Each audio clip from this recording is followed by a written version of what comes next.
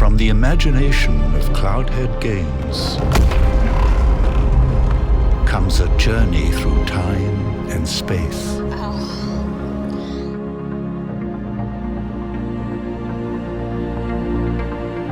It's the second episode of a very long journey for us as a team. The gallery tells the story episodically of you, the player, chasing after your crazy adventurous sister through space and time and all these amazing science fiction fantasy experiences.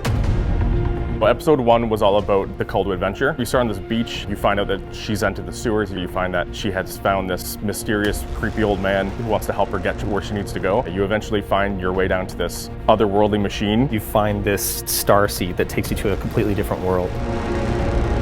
Episode 1 was very terrestrial, it all happens on Earth. Episode 2 is about making that story bigger. You travel through the Starseed and you end up in this brand new world with brand new characters. It's your deeper dive down the rabbit hole. The Emberstone is this raw, mystical power source on the planet Ember, which is mysterious and strange and has all of these swirling rumors and myths about it. This is a world that's sort of in the autumn of its life. It's past its prime. There's some stuff that happened years ago that you're sort of learning and you're trying to figure out what's happened. You could definitely jump into episode 2 without having played episode 1. You'll just have more emotional connection with Elsie and the intrinsic need to find her. I need what you have, what you are. It's inspired by 80s nostalgia, Goonies. Old Henson Studio stuff like Labyrinth, Dark Crystal, lesser known movies like Krull, their prop building and their set dressing. We ended up looking towards board games and sports and other physical things. It's kind of like a weird hybrid of movie and video game. Episode 1 in many ways was a tutorial on how to just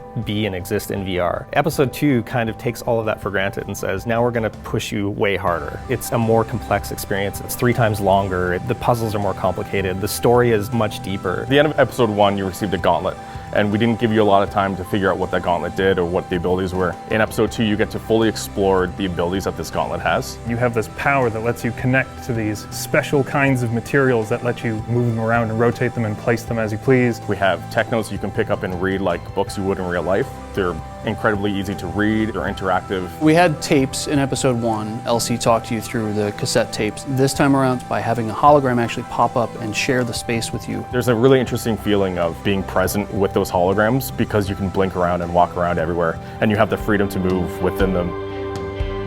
We've discovered a lot of really important lessons on just how to interact in VR in new ways. The thing we're shooting for initially with episode 2 is just sort of a sense of wonderment. We go through many different scales in the game. We go through a giant open area with statues that are like 40 meters tall, all the way down to you're in a small lab. We wanted to kind of capitalize on using telekinesis, having an effect on objects. So it became a core mechanic in episode 2. The telekinesis power went through some changes over time as we were developing it because we were trying to find what players and developers wanted out of it. So they like to pick up things, bring them close and look at them, and then they like to just throw them away. But mostly we just wanted to give people the freedom to do that with larger, crazier, more impressively epic pieces of real estate. Cloudhead Games was an early innovator in some of these early locomotion methods. The good thing about that was we learned what people liked and didn't like. With episode 2, we've incorporated a bunch of experimental modes, let users really play around with what they are actually comfortable with. And then hopefully we can come to better answers about what future locomotion methods we can create.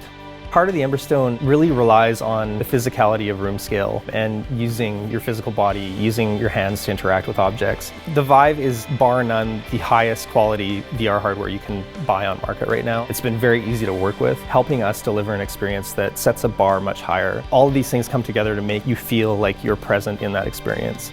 I love that virtual reality gives the player a ton of freedom because that freedom makes them feel like they were building that story on their own. We're forcing players to get outside their comfort zone. We're pushing the boundaries of what VR can do, as well as driving this story much deeper down that rabbit hole. I want the player to feel like they visited a real place and experienced something that was real. The whole thing is really intended to be a gallery of intense, amazing 80s-centric experiences for people to enjoy.